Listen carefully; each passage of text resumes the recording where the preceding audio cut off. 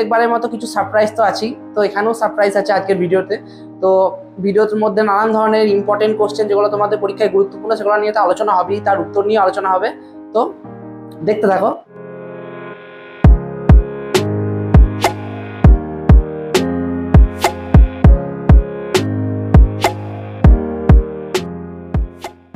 Hello, welcome to our channel Arghyan Soumya classes. আমি সৌম্য। তো সবাইকে প্রথমেই জানাই শুভ বিজয়া, ছোটদের ভালোবাসা এবং বড়দের প্রণাম। সবারই পুজো কেমন কাটলো? আমার তো ঠিকঠাকই কেটে গিয়েছে। তো পুজো তো চলে গেল, কিন্তু আমাদের পরীক্ষা দোরগোড়ায় চলে এসছে। হয়তো পরের মাস থেকে আমাদের পরীক্ষা নভেম্বরে, কাউরি ডিসেম্বরে হতে পারে। তো আমাদের জোর কদমে প্রস্তুতি চালাতে হবে, তাই তো? তোমরা সবাই প্রস্তুতি ভালোভাবে নিচ্ছ তো? আজকে যেটা হবে থাম্বনেল থেকে তোমরা বুঝতেই পেরে গেছো কি ক্লাসটা, যে কার্বন এবং কার্বন ঘটিত যৌগর আমি পার্ট 1টা করিয়ে দিয়েছিলাম। আজকে যেটা চলে এসেছি যেটা পার্ট 2 নিয়ে। তো পুজোর জন্য একটুখানি পার্ট 2টা আসতে দেরি হয়ে গেল, তো এবারে চলে এসেছি, সব কিছু একদম সলভ হয়ে যাবে। তো পার্ট 1-এর ভিডিওটা যারা এখনও দেখোনি তাহলে অবশ্যই তাড়াতাড়ি দেখে নিও। সবাই ভালোই রেসপন্স দিচ্ছে, তো ভালো সবাই দেখে নিও। আর পার্ট 1টা দেখলেই তোমরা পার্ট 2টা সেইভাবে বুঝতে পারবে। তো আমরা পার্ট 1-এর ভিডিওটা দেখার জন্য তোমরা আমাদের চ্যানেলে যে প্লেলিস্ট আছে ক্লাস 8-এর ফিজিক্যাল সায়েন্স, সেখান থেকে পেয়ে যাবে চ্যাপ্টারটা, ঠিক আছে? তো তাড়াতাড়ি গিয়ে দেখে নাও। আর আমাদের ডেসক্রিপশন বক্সেও আমি আজকে লিঙ্কটা দিয়ে রাখবো, তো তোমরা সেখান থেকেও দেখে নিতে পারো। তো প্লেলিস্ট থেকে কিংবা ডেসক্রিপশন বক্স থেকে দেখে নিও। তো অবশ্যই যেন দেখে নিও, নাহলে আজকে ক্লাসটা ভালো বুঝতে পারবে না। তো আগের দিন আমরা বিকল্প জ্বালানি পর্যন্ত পড়েছিলাম, তাই তো? বিকল্প জ্বালানি কাকে বলে, বিকল্প জ্বালানি কয় প্রকার, এতদূর পর্যন্ত পড়ে ছেড়ে দিয়েছিলাম। তো আজকে এই সমস্ত বিকল্প জ্বালানি সম্পর্কে একটু অল্প বিস্তর জানবো। তাহলে চলো শুরু করা যাক। সবাই মনোযোগ সহকারে ভিডিওটা শুনবে, ভালো করে ক্লাসটা অ্যাটেন্ড করবে এবং যেরকম বলি নোট তৈরি করে নেবে। একদম কমপ্লিট প্যাকেজে তোমাদেরকে একদম পড়িয়ে দেবো এই চ্যাপ্টারটা, কোনো আর অসুবিধা থাকবে না। আর আগের দিনের এই কোশ্চেনগুলো নিশ্চয়ই ভালোভাবেই তোমরা করেছো। তো প্রথম যে বিকল্প জ্বালানি সম্পর্কে আমরা জানবো সেটা হচ্ছে যে সৌরশক্তি। তো সৌরশক্তি সম্পর্কে একটু জানি। তো বলছে সূর্যের তাপ শক্তি ও আলোক শক্তিকে ব্যবহার করে বিভিন্ন কাজে লাগানো যায়। সূর্যের যে তাপ আছে বা আলো আছে সেই শক্তিকে ব্যবহার করে নানান কাজে লাগানো যায়। তো বর্তমানে সোলার সেল তৈরি করে সরাসরি সৌরশক্তিকে তড়িৎ শক্তিতে রূপান্তরিত করে সৌর হিটার, সৌর কুকার প্রস্তুত করা হয়েছে। তাহলে সোলার সেল বর্তমানে সোলার কোষ বা সৌরকোষ ব্যবহার করে কি করা হয়, যে সূর্যের যে আলো সেখান থেকে সেই আলোকে তড়িৎ শক্তিতে রূপান্তরিত করা হয়, মানে আলোক শক্তিকে তড়িৎ শক্তিতে রূপান্তরিত করা হয়। তাহলে সৌরকোষ জিনিসটা কি? সৌরকোষ হচ্ছে এমন এক ধরনের সরঞ্জাম বা যন্ত্র যেখানে সূর্যের আলোকে কাজে লাগিয়ে আলোক শক্তির সাহায্যে তড়িৎ শক্তিতে পরিণত করা হয়। এটা হচ্ছে সোলার সেলের সোলার প্যানেলের যে চিত্রটা, অনেকটা সে অর্কেস্ট্রার মতো, সেটা ঠিক মনে পড়ছে না যন্ত্রটার নাম, ঠিক সেরকম অনেকটা লাগছে। তো বর্তমানে সোলার সেল তৈরি করে সৌরশক্তিকে তড়িৎ শক্তিতে কি করা হচ্ছে, রূপান্তরিত করা হচ্ছে। দিয়ে রূপান্তরিত করে সেখানে সোলার হিটার, সোলার কুকার প্রভৃতি কি করা হচ্ছে, প্রস্তুত করা হচ্ছে। আর বলছে যে বড় মাপের আয়না মানে দর্পণ ব্যবহার করে বৃহৎ সৌরচুল্লি তৈরি করে তা থেকে উচ্চ উষ্ণতা, তাহলে বড় মাপের আয়না ব্যবহার করে সেখানে কি তৈরি করা হচ্ছে, সৌরচুল্লি তৈরি করা হচ্ছে। আর সৌরচুল্লিতে প্রচুর পরিমাণে কি পাওয়া যায়, তাপমাত্রা পাওয়া যায়। সেই তাপমাত্রাকে নানান কাজে লাগানো হচ্ছে। বর্তমানে সৌরশক্তি ব্যবহারটা ক্রমবর্ধমান, মানে বর্তমানে সৌরশক্তি ব্যবহারটা ধীরে ধীরে কি হচ্ছে, বাড়ছে। তাহলে এটা হচ্ছে সৌরশক্তি সম্পর্কে জানলাম। এরপরে আছে বায়ু শক্তি। বায়ুর তো অভাব নেই আমাদের। তো বায়ুর প্রবাহকে কাজে লাগিয়ে বায়ুকলের মাধ্যমে টারবাইন ঘুরিয়ে তড়িৎ উৎপাদন করা হচ্ছে। তাহলে বায়ুকলের মাধ্যমে টারবাইন, দেখো ফ্যানের মতো যেটা দেখতে পাচ্ছ পাখার মতো, সেটা হচ্ছে টারবাইন। তাহলে টারবাইন হচ্ছে একটা ঘূর্ণায়মান যন্ত্র যেখানে বায়ুর প্রবাহকে কাজে লাগিয়ে কি করা উৎপন্ন হয়, তড়িৎ উৎপন্ন করা হয়। তাহলে টারবাইন হচ্ছে যে কি, একটা পাখার মতো দেখতে একটা ঘূর্ণায়মান যন্ত্র যেখানে বায়ুর প্রবাহকে কাজে লাগিয়ে কি উৎপন্ন করা হয়, তড়িৎ। ঠিক আছে, এটা টারবাইনের ছবি। তো বায়ুর প্রবাহকে কাজে লাগিয়ে বায়ুকলের মাধ্যমে টারবাইন ঘুরিয়ে তড়িৎ উৎপাদন করা হচ্ছে। সমুদ্রের ধারে জোরে বায়ু প্রবাহিত হয়, সমুদ্রের ধারে সবসময় জোরেই বায়ু প্রবাহিত হয়। তাই সমুদ্রের ধারে বায়ুকল বসিয়ে বিদ্যুৎ উৎপাদন করে ওই অঞ্চলে সেটাই কি করা হচ্ছে, ব্যবহার করা হচ্ছে বা ব্যবহার করা যেতে পারে। তারপরে হচ্ছে যে জোয়ার ভাটা শক্তি। তো জোয়ার ভাটায় যে জলস্রোতের সৃষ্টি হয় তাকে কাজে লাগিয়ে টারবাইন ঘুরিয়ে কি উৎপাদন করা হয়, সেই তড়িৎ উৎপাদন করা হয়। তো এই বায়ু যেরকম বায়ু শক্তি, সেরকম যে ওখানকার জলের সাহায্যে জোয়ার ভাটার যে জলস্রোত আছে সেটাকে কাজে লাগিয়ে টারবাইন ঘুরিয়ে সেখান থেকে তড়িৎ উৎপাদন করা হয়। এরপরে হচ্ছে জৈব গ্যাস। জৈব গ্যাস সম্পর্কে আমরা আগেও জেনেছি যে বায়োগ্যাস বা জৈব গ্যাস। তো গৃহস্থলীর বিভিন্ন বর্জ্য পদার্থ, শিল্পজাত বর্জ্য পদার্থ, কৃষিজাত বর্জ্য পদার্থ এগুলোকে একত্রে পচিয়ে তৈরি করা হয়, বায়ুর অনুপস্থিতিতে পচিয়ে তৈরি করা হয় বায়োগ্যাস। ঠিক আছে, তো কি দেখি যে জৈব আবর্জনা বাতাসের অনুপস্থিতিতে মানে বাতাস ছাড়া জীর্ণকরণ করে মানে পচিয়ে পাওয়া যায় জৈব বা বায়োগ্যাস। তাহলে বায়ুর যে সমস্ত জৈব আবর্জনাগুলো আছে ওগুলো বায়ুর অনুপস্থিতিতে পচিয়ে যে গ্যাসটা উৎপন্ন হয় সেটা হচ্ছে যে বায়োগ্যাস। এটা সম্পূর্ণ জ্বালানি হিসেবে কি করা হয়, ব্যবহৃত করা হয়। এই অবায়বীয় জীর্ণকরণ প্রক্রিয়ায় মূলত কি উৎপন্ন হয়, মিথেন উৎপন্ন হয়। তাহলে এই বায়ুর অনুপস্থিতিতে যখন পচানো হবে তখন উৎপন্ন হয় কি, প্রধান মিথেন। তাই জন্য একে বলা হয় জৈব মিথেন উৎপাদন। তাহলে প্রধান উৎপন্ন হচ্ছে মিথেন, তাই জন্য একে বলা হচ্ছে জৈব মিথেন উৎপাদন। তাহলে বায়োগ্যাসের মধ্যে উৎপন্ন কি হয়, মিথেন, তাই জন্য কি বলা হয়, জৈব মিথেন উৎপাদন। মনে রাখবে, নামে অভিহিত করা হয়।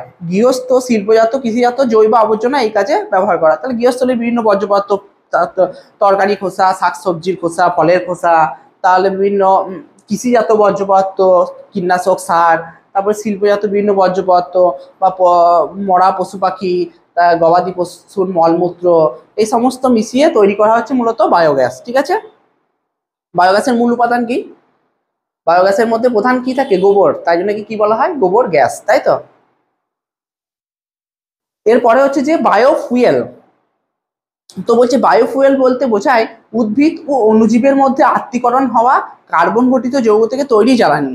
তাহলে বায়োফুয়েল হচ্ছে যে উদ্ভিদ বা অণুজীব মানে ব্যাকটেরিয়া, ভাইরাস, এগুলোকে সমস্ত কিছু অণুজীব, এদের মধ্যে আত্তীকরণ, আত্তীকরণ মানে হচ্ছে যে প্রক্রিয়ার মাধ্যমে সরল খাদ্যটা কি হয়, কোষের প্রোটোপ্লাজমে রূপান্তরিত হয় বা প্রোটোপ্লাজমে পরিণত হয়, তখন সেই প্রক্রিয়াটাকে বলা হচ্ছে আত্তীকরণ। তাহলে যে প্রক্রিয়ায় তরল খাদ্যটা কোষের প্রোটোপ্লাজমে পরিণত হয় বা রূপান্তরিত হয় সেই প্রক্রিয়াটাকে বলা হচ্ছে আত্তীকরণ। কোষের যে প্রধান গঠন উপাদান সেটা হচ্ছে যে প্রোটোপ্লাজম, কোষের বাইরের পুরো স্ট্রাকচারটাকে, যেখানে নিউক্লিয়াস ও সাইটোপ্লাজম নিয়ে গোটা অংশটাকে বলা হচ্ছে প্রোটোপ্লাজম। ঠিক আছে, তো এই আত্তীকরণ ঘটিয়ে কি করা হয়, কার্বন গঠিত যৌগ থেকে তৈরি করা হয় জ্বালানি। তাহলে বায়োফুয়েল হচ্ছে যে উদ্ভিদ ও অণুজীবের মধ্যে আত্তীকরণ ঘটিয়ে সেখান থেকে কার্বন গঠিত এক ধরনের জ্বালানি। তো পরে কি বলেছে, শর্করা বা স্টার্চ সমৃদ্ধ, শর্করা বা স্টার্চ থেকে আখ বা ভুট্টা থেকে সন্ধান প্রক্রিয়ায়, তাহলে শর্করা বা স্টার্চ সমৃদ্ধ আখ বা ভুট্টার থেকে সন্ধান প্রক্রিয়ার মাধ্যমে কি উৎপন্ন করা হয়, বায়ো ইথানল নামের অ্যালকোহল তৈরি করা হয়। তাহলে সন্ধান প্রক্রিয়ায় আখ বা ভুট্টার থেকে কি উৎপন্ন করা হয়, বায়ো ইথানল নামে এক ধরনের অ্যালকোহল। বিদেশে বহু জায়গায় গ্যাসোলিনের সঙ্গে এটি মিশিয়ে মানে গ্যাসোলিনের সঙ্গে এই অ্যালকোহলটা বায়ো ইথানল মিশিয়ে কি চালানো হয়, যানবাহন চালানো হয়। নিচে একটা শর্ট নোট আছে যে উদ্ভিজ তেল বা প্রাণীজ চর্বি থেকে বিশেষ প্রক্রিয়ায় কি উৎপন্ন করা হয়, বায়োডিজেল। তাহলে এখানে বায়োফুয়েল, এটা হচ্ছে বায়োডিজেল। বায়োডিজেলকেও কি করা হয়, যানবাহন চালাতে ব্যবহার করা হয়। তাহলে প্রথমে বললাম বায়োফুয়েল, তারপরে বায়োডিজেল সম্পর্কে একটু জানলাম। তারপরে শক্তি হচ্ছে পারমাণবিক শক্তি। বলছে যে পরমাণুর নিউক্লিয়াস, পরমাণুর কেন্দ্রে থাকে কি নিউক্লিয়াস, এটা আমরা আগে জেনেছি। তো পরমাণুর নিউক্লিয়াসের বিভাজনের ফলে প্রচুর শক্তি উৎপন্ন হয়। পরমাণুর নিউক্লিয়াসটা যখন বিভাজিত হয় মানে ভেঙে যায়, তখন সেখান থেকে কি পাওয়া যায়, প্রচুর শক্তি পাওয়া যায়। এই শক্তিকে কাজে লাগিয়ে কি উৎপন্ন করা হয়, বিদ্যুৎ উৎপন্ন করা হয়। তাই পারমাণবিক বিদ্যুৎ তৈরি করে আমাদের বিভিন্ন কাজে সেটাকে কি করা যেতে পারে, লাগানো যেতে পারে। তাহলে দেখা গেল পারমাণবিক শক্তি, পারমাণবিক চুল্লি, এখানে ছবি দিয়ে দিয়েছি আমি তোমাদের।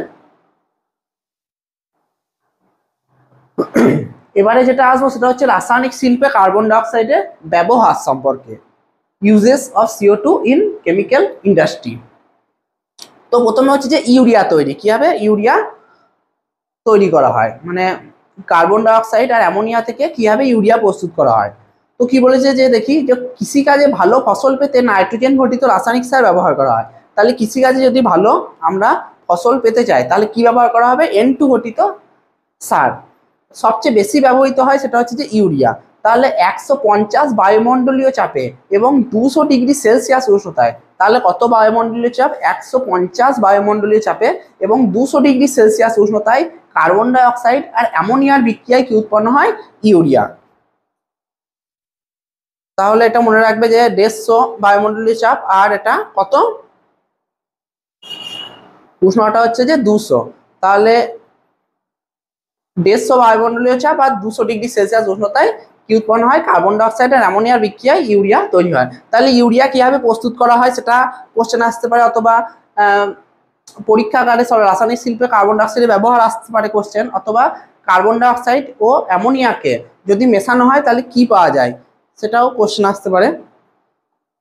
তো ব্যালেন্স এখানে বলা আছে, দেখো যে CO2 প্লাস NH3 200 বায়ুমণ্ডলীয় চাপ, সরি 200°C আর 150 ATM চাপ দিয়ে উৎপন্ন হচ্ছে যে ইউরিয়া সংকেতটা ভালো করে নোট করবে, CONH2 তার হোল 2 প্লাস H2O মানে জল। ঠিক আছে, তো এখানে ব্যালেন্সটা করে দেওয়া আছে। ব্যালেন্স সম্পর্কে তোমরা আগেও জেনেছো ক্লাস 7-এ যে অণু পরমাণু রাসায়নিক বিক্রিয়ায়।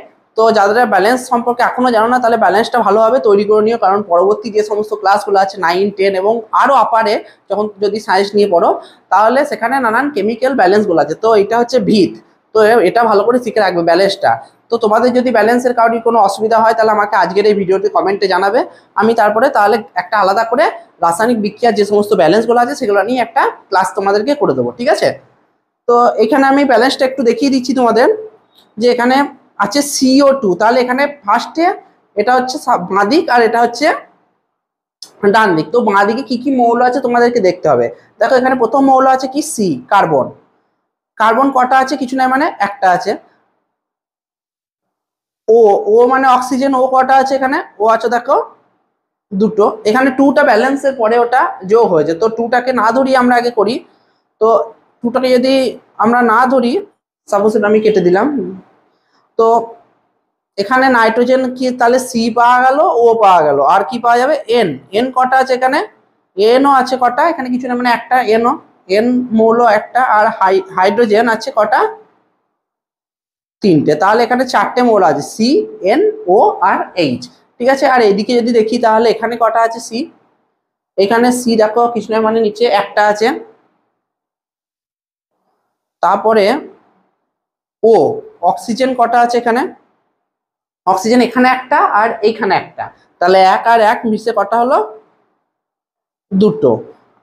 নাইট্রোজেন কটা আছে এখানে, নাইট্রোজেন তোমার আছে যে এখানে এখানে একটা, তাহলে এখানে হোল স্কোয়ার, তাহলে 2 আর 2, তাহলে নাইট্রোজেন আছে দুটো। আর হাইড্রোজেন কটা আছে, হাইড্রোজেন দেখো এই 2 দিয়ে 4 আর এখানে 2, তাহলে এটার সঙ্গে এটা যোগ হবে, তাহলে 2 2 এটা গুণ হলো, 2 দিয়ে 4 আর 2, তাহলে 4 আর 2 কত হয় 6। তাহলে ব্যালেন্সের কাজই হচ্ছে যে বাঁ দিকের সঙ্গে ডান দিকটা মেলানো, মানে বাঁ দিকে যেটা কার্বন আছে সেটা কার্বন ডান দিকের সঙ্গে মেলানো, অক্সিজেনের সঙ্গে অক্সিজেন, নাইট্রোজেনের সঙ্গে নাইট্রোজেন, হাইড্রোজেনের সঙ্গে হাইড্রোজেন। ঠিক আছে, তো এখানে যদি লক্ষ্য করা দেখা যাচ্ছে কার্বন এখানেও একটা আছে বাঁ দিকে, এখানেও কার্বন একটাই আছে, তো কোনো সমস্যা নেই। এখানে অক্সিজেনটা যদি দেখি আমি প্রথমে, তাহলে অক্সিজেনটা আছে যে দুটো, এখানেও দুটো, তাহলে কার্বন আর অক্সিজেন নিয়ে কোনো সমস্যা হচ্ছে না। নাইট্রোজেন যদি দেখি, তাহলে এখানে নাইট্রোজেন এখানে একটা আছে, এখানে দুটো আছে, আর এখানে হাইড্রোজেন 3টে আর এখানে 6টা, তাহলে N আর H এই দুটো একটুখানি আলাদা আলাদা আছে, তো এই দুটোকে সমান করতে হবে। তাহলে N যেহেতু এই দিকে মানে ডান দিকে দুটো আছে, তাহলে এখানে একটা আছে, তাহলে এর সঙ্গে যদি আমি 2 গুণ করি, তাহলে 2 1 2, তাহলে N এখানে দুটো এখানেও দুটো মিলে যাচ্ছে, তাহলে N এর আগে দেখো তাই জন্য এখানে ওরা বসিয়েছে কত 2 বসিয়েছে, তাহলে N এর আগে তাই জন্য এখানে কত বসানো হয়েছে 2 বসানো হয়েছে, কারণ এখানে 2 1 গুণ করে N দুটো হয়ে যাচ্ছে, আর এখানে তো অলরেডি দুটো আছে, তাহলে N দুটো এখানেও দুটো, তাহলে Nটা তো মিলে গেল, আগে কার্বনও মিলে গেছে, আগে অক্সিজেনও মিলে গেছে। এবারে Hটা দেখি, Hটা প্রথমে কটা ছিল, এখানে 3টে ছিল, আর এখানে সবারই সামনে কটা আছে দেখো দুটো, তাহলে এই 2টা Nও পাবে, আবার এই 2টা Hও পাবে, দুজনাই পাবে, তাহলে N তো এখানে দুটো অলরেডি হয়ে গেছে, কোনো প্রবলেম নাই, কিন্তু H আগে কটা ছিল 3টে, তো সামনের সঙ্গে এই যে সামনের 2 আর পিছনের এই যে 3 এটা পরস্পর গুণ হয়ে যায়, তাহলে এখানে 2 আর 3 কত হয়ে যাবে 6। ঠিক আছে, তাহলে এর সঙ্গে 3 আগে ছিল, এর সঙ্গে আমি 2 গুণ করে দিলাম, কারণ 2 গুণ করবো, কারণ এখানে দেখো 2 আছে, 2টা আমি কি বললাম Nও পাবে আবার Hও পাবে। ঠিক আছে, তাহলে তাই জন্য এখানে 2 এর সঙ্গে 3 গুণ হয়ে কত হয়ে গেল 6, আর এদিকে ভালো করে লক্ষ্য করো, এই দেখো এখানেও 6 আছে, তাহলে এখানে বাঁ দিকের সঙ্গে ডান দিক একদম সম্পূর্ণরূপে কি হয়ে গেল, সমান হয়ে গেল, তাহলে এটা কি বলা হয় ব্যালেন্স। তো একটা আমি করিয়ে দিলাম, তোমাদের যদি ব্যালেন্স নিয়ে কোনো সমস্যা থাকে তাহলে কমেন্টে জানাবে, আমি আলাদা করে একটা সেটা ক্লাস তোমাদের করিয়ে দেবো ব্যালেন্সের, কোনো সমস্যা হবে না। এবারে যেটা আসবো সেটা আসবো একটা কোশ্চেন, শুষ্ক বরফ কি, শুষ্ক বরফ মানে শুষ্ক মানে শুকনো। তো দেখি যে এখানে অগ্নি নির্বাপন যন্ত্র ও কঠিন কার্বন ডাইঅক্সাইড প্রস্তুতি, তো পয়েন্টিংটা এটা দিয়েছি, দিয়ে কি বলেছে দেখি যে নানান ধরনের পানীয় তৈরিতে আর আগুন নেভাতে কার্বন ডাইঅক্সাইড লাগে, তাহলে নানান ধরনের জল তৈরিতে, পানীয় তৈরিতে অথবা আগুন নেভাতে কার্বন ডাইঅক্সাইডকে ব্যবহার করা হয়, যদিও তেল ও ধাতু ঘটিত আগুনে এটা ব্যবহার করা যায় না। কার্বন ডাই অক্সাইড গ্যাস সাধারণ তাপমাত্রায় প্রায় 60 বায়ুমণ্ডলীয় চাপে কি থাকে, তরলে পরিণত হয়। তাহলে কার্বন ডাই অক্সাইড গ্যাসটা সাধারণ টেম্পারেচারে কত বায়ুমণ্ডলীয় চাপ, 60 বায়ুমণ্ডলীয় চাপে কিসে পরিণত হয়, তরলে পরিণত হয়। তাহলে সাধারণত হয়, আর 60 বায়ুমণ্ডলীয় চাপে কার্বন ডাই অক্সাইড কি থাকে, তরল থাকে। এই তরল কার্বন ডাই অক্সাইডের উপর থেকে হঠাৎ চাপ কমালে, তাহলে এই তরল কার্বন ডাই অক্সাইড থেকে যখন চাপটা কমিয়ে নেওয়া হবে তখন কি ঘটবে, চাপটা কমালে কি হবে, তরল কার্বন ডাই অক্সাইডটা দুটো বাষ্পীভূত হবে। ঠিক আছে, তরল কার্বন ডাই অক্সাইডটা যখন চাপ কমিয়ে নেওয়া হবে কোনো তরল তখন সেটা বাষ্পীভূত হবে, দিয়ে বাষ্পীভূত হলে কিসে পরিণত হবে, সেটা কঠিনে পরিণত হবে আস্তে আস্তে। ঠিক আছে, তাহলে দেখো বলেছে যে এর ফলে তরল কার্বন ডাই অক্সাইড কঠিনে পরিণত হয়। তাহলে প্রথমে কার্বন ডাই অক্সাইডটা তরলে ছিল, কিন্তু একে যখন চাপটা কমিয়ে নেওয়া হবে তখন এর যে কার্বন ডাই অক্সাইড সেটা তরলটা বাষ্পীভূত হবে, দিয়ে সমস্ত বাষ্পটা বেরিয়ে গিয়ে সেখান থেকে কি পাওয়া যাবে, কঠিন পাওয়া যাবে। ঠিক যেমন জল থেকে বরফ আমাদের হয় ফ্রিজে রাখলে, ঠিক সেরকম। তাহলে এই কঠিন কার্বন ডাই অক্সাইড কি বলা হয়, শুষ্ক বরফ। তাহলে এই কঠিন কার্বন ডাই অক্সাইডকে কি বলা হয়, শুষ্ক বরফ। শুষ্ক বরফ কি 1 নম্বরে যদি কোশ্চেন দেয়, তাহলে কঠিন কার্বন ডাই অক্সাইডকে বলা হয় শুষ্ক বরফ। ঠিক আছে, কঠিন কার্বন ডাই অক্সাইডকে শুষ্ক বরফ বলা হয়। ঠিক আছে, মনে রাখবে এটা 1 নম্বরে কোশ্চেন। আর যদি একটু বড় দেয় 2 বা 3, তাহলে এটা গোটা তোমাকে একটুখানি লিখতে হবে। কঠিন আর শুষ্ক বরফ কি কি কাজে ব্যবহার করা হয়, তো কঠিন কার্বন ডাই অক্সাইড খুব ঠান্ডা, টেম্পারেচারটা কত, -78°C, তাই খাদ্য সংরক্ষণে ব্যবহৃত হয়। মানে খাদ্য ভালো রাখতে, মাছ মাংস বিভিন্ন খাবার ভালো রাখতে বা সংরক্ষণ করতে ব্যবহার করা হয় শুষ্ক বরফকে। তাহলে শুষ্ক বরফ কি এবং এর ব্যবহার কি, এইখান থেকে এই কোশ্চেনটা আসতে পারে। তো শুষ্ক বরফ কি, এর ব্যবহার কি। শুষ্ক বরফ অনেকটা যেরকম আমাদের রেফ্রিজারেটর খাবার ভালো রাখতে সাহায্য করে, ঠিক সেরকম অনেকটা শুষ্ক বরফের মতো। ঠিক আছে, তাহলে এটা গেল। তারপর হচ্ছে কার্বন ডাই অক্সাইড গ্যাস প্রস্তুতি, প্রিপারেশন CO2 গ্যাস। তাই প্রথমে দুটো পয়েন্ট আছে, একটা এ একটা বি। এ পয়েন্টে আছে ধাতব কার্বনেট বা বাইকার্বনেটের সঙ্গে লঘু অ্যাসিডের বিক্রিয়া দ্বারা CO2 প্রস্তুতি। তাহলে কার্বনেট বা বাইকার্বনেট সঙ্গে যখন অ্যাসিড যুক্ত করা হবে তখন কি হবে, CO2 প্রস্তুত হয় এটা। আর বিতে আছে ধাতব কার্বনেট বা বাইকার্বনেটকে তাপ প্রয়োগে কি হবে, CO2 প্রস্তুত হয়। তাহলে পার্থক্য এটাই যে এখানে অ্যাসিড দেওয়া হচ্ছে, এখানে অ্যাসিড দেওয়া হচ্ছে না, তার বদলে তাপ দেওয়া হচ্ছে। ঠিক আছে, তো কি দেখি এখানে প্রথমে 1 নম্বর পয়েন্টে কি আছে, PbCO3। PbCO3 নাম কি হতে পারে, কেউ জানো, যে লেড কার্বনেট। পিবি মানে লেড আর CO3 মানে কার্বনেট মূলক। মূলকের নামগুলা, তারপরে চিহ্ন সংকেত, এগুলো সব তোমাদের মনে রাখা, সবসময় মনে রাখতে হবে কেমিস্ট্রি যদি পড়তে চাও। এটা তো কেমিস্ট্রি ডুবি হয়ে যাচ্ছে আস্তে আস্তে। তো তাহলে PbCO3 এগুলো একটু ভালো করে মনে রাখবে, যে কার্বনেট মূলকের সংকেত কি, নাইট্রেট মূলকের সংকেত কি। ঠিক আছে, তাহলে PbCO3 মানে লেড কার্বনেট, তার সঙ্গে কি আছে HNO3 মানে কি অ্যাসিড, HNO3 মানে হচ্ছে নাইট্রিক অ্যাসিড। তাহলে PbCO3 আর HNO3 পরস্পর যুক্ত হয়ে কি উৎপন্ন হচ্ছে, PbNO3 তার হোল 2। PbNO3 তার হোল 2। এটা NO3 গ্রুপ মানে কি গ্রুপ, এটা কি মূলক, নাইট্রেট মূলক। তাহলে এটা হচ্ছে লেড নাইট্রেট প্লাস CO2 মানে কার্বন ডাই অক্সাইড আর H2O মানে জল। তাহলে প্রথম যে বিক্রিয়াটা, সেখান বিক্রিয়া থেকে তোমরা কথাটা প্রকাশ করতে পারবে যদি তোমরা এই সমস্ত যৌগগুলোর নাম ঠিকঠাক জেনে থাকো। তাহলে এখান থেকে কথাতে কি লেখা যেতে পারে, যে কোশ্চেনটা আসতে পারে যে lead nitrate, sorry lead carbonate এবং নাইট্রিক অ্যাসিডের বিক্রিয়ায় কি উৎপন্ন হয়, লেড কার্বনেট এবং নাইট্রিক অ্যাসিডের বিক্রিয়ায় কি উৎপন্ন হয়। তাহলে অ্যান্সারটা কি হবে, লেড কার্বনেট এবং নাইট্রিক অ্যাসিডের বিক্রিয়ায় উৎপন্ন হয় লেড নাইট্রেট, CO2 আর জল। ঠিক আছে, তাহলে এখানে তোমাদের মূল কাজ হচ্ছে যে এই সমস্ত মূলকগুলোর নাম, এই সমস্ত মৌলগুলোর নামকে ভালো করে মনে রাখা, তাহলেই তোমরা সমস্ত কিছু ইজি হয়ে যাবে। এমন কিছু কঠিন নয়, এগুলা পড়তে পড়তে একটু পড়াটা বাড়াতে হবে, তাহলেই সোজা হয়ে যাবে। এমন কিছু কেমিস্ট্রি কঠিন নয়। তো PbCO3 প্রথমটা গেল। ব্যালেন্স তো দেখিয়ে দিয়েছি আমি, বাঁ দিকের সঙ্গে ডান দিক সমান করা। যদি ব্যালেন্স আমি আবারও বললাম, যে যদি বুঝতে না পারো তাহলে অবশ্যই আমাকে কমেন্টে জানিও, আমি আলাদা করে তোমাদের ব্যালেন্স নিয়ে শুধু একটা ক্লাস তোমাদের করিয়ে দেবো। ঠিক আছে, আর রিসেন্টলি আমি খুব তাড়াতাড়ি করে দেবো যদি তোমাদের দরকার হয়। তো তারপর একটা আছে CaCO3। এখানে ব্যালেন্স শুধু 2 যোগ হয়েছে। ঠিক আছে, ব্যালেন্সটা করার জন্য। তারপর একটা CaCO3 মানে ক্যালসিয়াম কার্বনেট, তার সঙ্গে HCl মানে কি, হাইড্রোক্লোরিক অ্যাসিড। হাইড্রোক্লোরিক অ্যাসিড আর ক্যালসিয়াম কার্বনেট পরস্পর যুক্ত হয়ে কি উৎপন্ন করছে, ক্যালসিয়াম ক্লোরাইড, CO2 আর জল। তাহলে CaCO3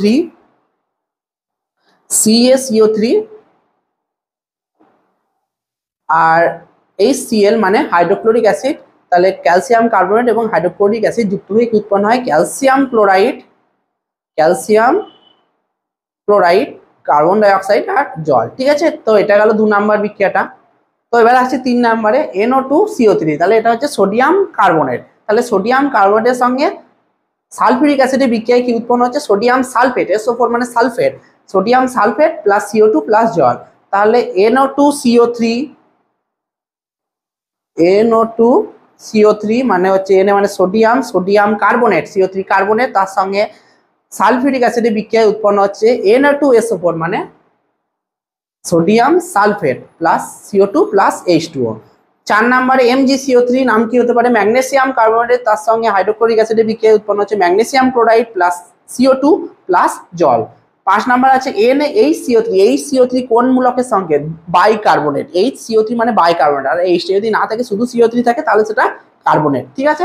তাহলে NaHCO3 প্লাস HCl সেখান থেকে মানে সোডিয়াম বাইকার্বনেট, আর হাইড্রোক্লোরিক অ্যাসিডের বিক্রিয়ায় উৎপন্ন হচ্ছে সোডিয়াম ক্লোরাইড সাধারণ লবণ, CO2 আর জল, ঠিক আছে? তাহলে তোমরা যদি সমস্ত কটার নাম জেনে থাকো তাহলে তোমাদের কথায় প্রকাশ করে বিক্রিয়া সমেত লিখতে কোনো অসুবিধা হবে না।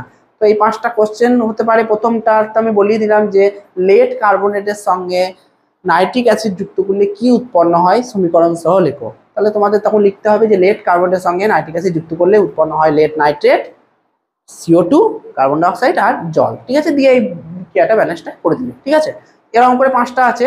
তো এরপরে হচ্ছে যে বি নাম্বার, ধাতব কার্বনেট বা বাইকার্বনেটকে তাপ প্রয়োগে কিভাবে CO2 প্রস্তুত করা হয়। এগুলো সব সোজা সোজা বিক্রিয়া। কিন্তু 1 নাম্বার হচ্ছে যে এখানে কোনো অ্যাসিড কিছু যোগ করা হচ্ছে না, এখানে শুধু টেম্পারেচার মানে তাপ প্রয়োগ করা হচ্ছে। তাহলে CaCO3 মানে কি? ক্যালসিয়াম কার্বনেট, তাকে 1000 ডিগ্রি সেলসিয়াস 1000 ডিগ্রি সেলসিয়াস তাপমাত্রা দিলে কি উৎপন্ন হয়? CaO মানে কি? CaO মানে ক্যালসিয়াম অক্সাইড, আর O2 মানে অক্সিজেন। তারপরে 2 নাম্বার হচ্ছে যে সোডিয়াম বাইকার্বনেটকে উচ্চ তাপ দিলে কি উৎপন্ন হয়? সোডিয়াম, এটা কি CO3 মানে কি মূলক? CO3 মানে হচ্ছে কার্বনেট, আর HCO3 মানে কি মূলক? বাইকার্বনেট। তাহলে CO3 মানে কার্বনেট, HCO3 মানে বাইকার্বনেট। তো Na2CO3, তারপরে কার্বন ডাইঅক্সাইড আর জল, ঠিক আছে? তাহলে তারপরে হচ্ছে PbCO3 Pb মানে কি? লেড কার্বনেটকে উচ্চ তাপ দিলে কি উৎপন্ন হয়? PbO মানে লেড অক্সাইড, ও মানে অক্সাইড, তারপরে CO2, lead oxide plus CO2।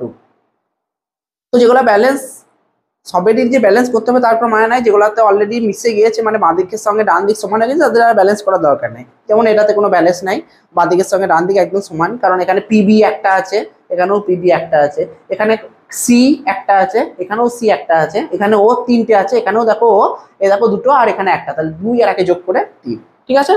Balance খুব সোজা।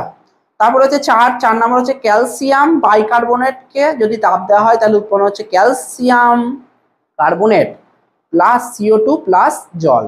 আর লাস্টে 5 নাম্বার হচ্ছে ম্যাগনেসিয়াম বাইকার্বনেট, এই CO3 মানে বাইকার্বনেট, কি উৎপন্ন হচ্ছে তাপ দিলে? MgCO3 মানে ম্যাগনেসিয়াম কার্বনেট, CO2 আর জল। তাহলে এখান থেকে বিভিন্ন কোশ্চেন আসতে পারে। প্রথমটা যে CaCO3 কে 1000 ডিগ্রি সেলসিয়াস উষ্ণতায় উত্তপ্ত করলে কি উৎপন্ন হয় বিক্রিয়া সহ লেখো, ঠিক আছে? তখন এটা তোমাদের লিখতে হবে যে CaCO3 কে 1000 ডিগ্রি সেলসিয়াস উষ্ণতায় উত্তপ্ত করলে ক্যালসিয়াম অক্সাইড আর O2 উৎপন্ন হয়, ক্লিয়ার?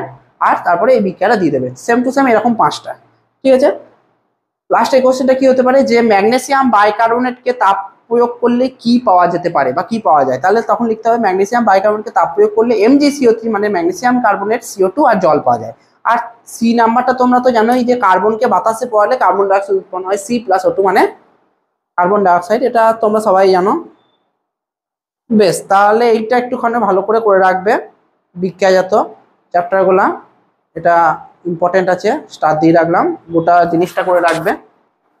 এরপরে হচ্ছে পরীক্ষাগারে কিভাবে কার্বন ডাইঅক্সাইড প্রস্তুত করা হয়। তো পরীক্ষাগারে কিভাবে কার্বন ডাইঅক্সাইড প্রস্তুত করা হয়, তো এখানে তোমাদের প্রস্তুতিটা আর নীতি আর কি কি সমীকরণ সেটাই লাগে, এই প্রয়োজনীয় যন্ত্রপাতি পরীক্ষা টরীক্ষা এসব দেয় না। তো পরীক্ষাগারে প্রস্তুতি করার জন্য প্রথমেই লাগে কি? ধাতব কার্বনেট এবং লঘু অজৈব অ্যাসিডের বিক্রিয়ায় পরীক্ষাগারে কার্বন ডাইঅক্সাইড প্রস্তুত করা হয়। তাহলে ধাতব কার্বনেট কি কার্বনেট সেটা প্রস্তুত করা হবে, কি ধাতব কার্বনেট সেটাও দেখবো আমরা, আর অজৈব অ্যাসিড কি অ্যাসিড সেটাও দেখছি। তো এখানে এইটা ইম্পর্টেন্ট যে প্রয়োজনীয় রাসায়নিক দ্রব্য, কার্বন ডাইঅক্সাইড প্রস্তুত করতে কি কি দ্রব্য লাগে রাসায়নিক। তাহলে হচ্ছে যে 1 নাম্বার মার্বেল পাথর, যার রাসায়নিক নাম হচ্ছে ক্যালসিয়াম কার্বনেট CaCO3, আর লঘু হাইড্রোক্লোরিক অ্যাসিড। তাহলে এইটা ইম্পর্টেন্ট, এখানকার প্রস্তুতিতে তোমাদের এইটা লিখতে হবে, এই 2 নাম্বার কলমটা। তারপরে প্রয়োজনীয় যন্ত্রপাতি তোমাদের পরীক্ষায় এরকম আসবে না যে যন্ত্রপাতি কিভাবে লাগে বা কিভাবে একটা প্রস্তুতির পুরো একদম বর্ণনা দেওয়া, সেরকম আসবে না, শুধু কি কি প্রয়োজনীয় দ্রব্য লাগে এটা, নীতিটা আর সমীকরণ, এই 3টে খুব ইম্পর্টেন্ট।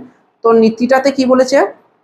করে রাখবে যন্ত্রপাতি কি কি, দীর্ঘ নল, ফানেল, নির্গম নল, একটি উলক বোতল, দীর্ঘ ছিদ্রিত কক আর গ্যাস যা, তবে আসবে না একটা। তো এখান থেকে প্রয়োজনীয় রাসায়নিক দ্রব্য করবে, নীতি করবে আর রাসায়নিক সমীকরণ। নীতিটা কি বলেছে যে সাধারণ তাপমাত্রায় মার্বেল পাথরের সঙ্গে লঘু হাইড্রোক্লোরিক অ্যাসিডের বিক্রিয়ায়, তাহলে যে মার্বেল পাথর মানে ক্যালসিয়াম কার্বনেটের সঙ্গে লঘু হাইড্রোক্লোরিক অ্যাসিডের বিক্রিয়ায় পাওয়া যাচ্ছে কি কার্বন ডাইঅক্সাইড গ্যাস। তারপরে যেটা বললাম নিচের সমীকরণটা তো অবশ্যই দিতে হবে। সমীকরণে কি বলেছে CaCO3 এর সঙ্গে HCl যুক্ত করে দিলাম, তাহলে কি পাওয়া যাচ্ছে ক্যালসিয়াম ক্লোরাইড, H2O আর কার্বন ডাইঅক্সাইড। এখানে ব্যালেন্স করা আছে, ব্যালেন্সে শুধু যুক্ত হয়েছে শুধু এখানে 2, ব্যালেন্সটা বাঁ দিকের সঙ্গে ডান দিক সমান করার জন্য শুধু এখানে এক্সট্রা 2 যোগ করা হয়েছে, ঠিক আছে। তো ব্যালেন্সটা তোমরা বাড়িতে ট্রাই করবে, দেখো নিজেরা একটুখানি, তারপরে অসুবিধা হলে তো আমি আছি। তারপরে হচ্ছে অ্যাসিড ব্যবহার না করে কিভাবে কার্বন ডাইঅক্সাইড প্রস্তুত করা, অ্যাসিড ব্যবহার না করে কিভাবে কার্বন ডাইঅক্সাইড প্রস্তুত করা। এখানে একটু আগেই আমরা বি নাম্বার পয়েন্টে দেখেছিলাম যে কিভাবে অ্যাসিড না প্রয়োগ করে তাপ দিয়ে কিভাবে কার্বন ডাইঅক্সাইডটা প্রস্তুত করা হচ্ছে। তো বলেছে ধাতব কার্বনেট এবং বাইকার্বনেট যৌগকে যদি উত্তপ্ত করা হয় তাহলে কার্বন ডাইঅক্সাইড গ্যাস উৎপন্ন হয়। তাহলে এখানে CaCO3 কে তাপ দেওয়া হচ্ছে, দিয়ে কি উৎপন্ন হচ্ছে CaO প্লাস CO2। এখানে দেখো কোনো অ্যাসিড প্রয়োগ করা হয়নি। তারপরে আর একটা হচ্ছে যে 2NaHCO3 মানে সোডিয়াম বাইকার্বনেটকে তাপ প্রয়োগ করে Na2CO3 মানে সোডিয়াম কার্বনেট, সোডিয়াম বাইকার্বনেট থেকে সোডিয়াম কার্বনেট CO2 জল, ঠিক আছে। তাহলে এখানে অ্যাসিড প্রয়োগ না করেই আমরা কার্বন ডাইঅক্সাইডটা প্রস্তুত করলাম। এখানেও দেখো প্রস্তুত হয়েছে CO2 আর এখানেও দেখো CO2 প্রস্তুত হয়েছে, অ্যাসিড কিছু প্রয়োগ করা হয়নি। তো অ্যাসিড ব্যবহার না করে কিভাবে কার্বন ডাইঅক্সাইড প্রস্তুত করা হয়, এটা হচ্ছে তার অ্যান্সার। তারপরে কোশ্চেন একটা আছে যে কার্বন ডাইঅক্সাইডের দ্রাব্যতার উপর উষ্ণতা আর চাপের প্রভাব উল্লেখ করো, উষ্ণতা আর চাপের প্রভাব উল্লেখ করো। তো বলছে কার্বন ডাইঅক্সাইড গ্যাস জলে অল্প দাব্য মানে অল্প গুলতে পারে, উষ্ণতা বৃদ্ধি করলে দাব্যতাটা হ্রাস পায়, কিন্তু চাপ বৃদ্ধি করলে দাব্যতাটা বৃদ্ধি পায়। তাহলে উষ্ণতা যদি বাড়ানো হয় তাহলে দাব্যতাটা কি হয়, হ্রাস পায়, ঠিক ব্যস্ত সম্পর্ক। দাব্যতা জিনিসটা কি, যে নির্দিষ্ট উষ্ণতায় 100 গ্রাম দাবকের মধ্যে যত গ্রাম দাব দ্রবীভূত থাকে সেই সংখ্যাটা কি বলা হচ্ছে দাব্যতা। তাহলে নির্দিষ্ট উষ্ণতায় 100 গ্রাম দাবকে, দ্রাবক মানে জল আর দ্রাব মানে জলের মধ্যে যেটা তোমরা মেশাচ্ছ, ধরো জলের মধ্যে চিনি মেশাচ্ছ, তাহলে জলটা হচ্ছে ওখানে কি দ্রাবক আর চিনিটা হচ্ছে কি দ্রাব, ঠিক আছে। যেটা বেশি পরিমাণে থাকে সেটা হচ্ছে দ্রাবক, আর যেটা কম পরিমাণে থাকে মানে দ্রাবকের মধ্যে যেটাকে মেশানো হচ্ছে সেটাকে বলা হচ্ছে দ্রাব, ঠিক আছে। এটাই হচ্ছে দ্রাব আর দ্রাবক। তাহলে দ্রাব্যতা সংখ্যাটা এটাই, এটা তোমাদের 9-এ আছে দ্রাব্যতা সম্পর্কে, যে নির্দিষ্ট উষ্ণতায় 100 গ্রাম দ্রাবকে সর্বাধিক যত গ্রাম দাব দ্রবীভূত হয় সেই সংখ্যাটা কি বলা হচ্ছে যে তার দ্রাব্যতা, ঠিক আছে। সাপোজ ধরো একটা বলা হয়েছে যে